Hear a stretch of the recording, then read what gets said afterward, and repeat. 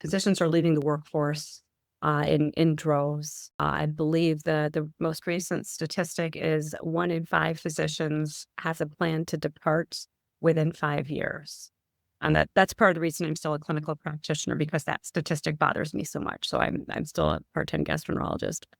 So that's one. Secondly, and this one gets tricky, a lot of medical fields have advanced significantly, and that's a great thing.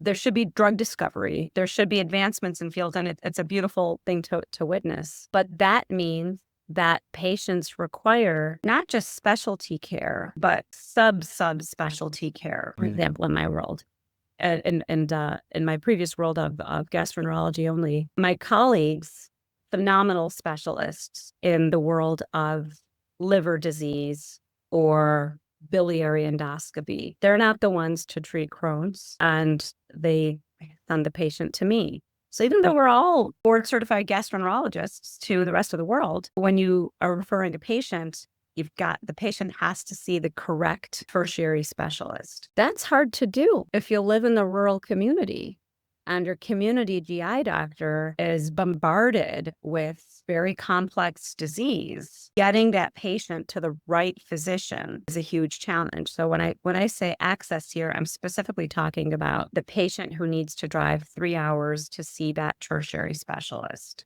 So that's another component of access. And then we'd be remiss if we didn't mention that 30% of rural hospitals are on track to close. So if you add these things together, then patients, particularly patients in rural America, are really in a rough spot if they have a chronic condition that requires a super specialist.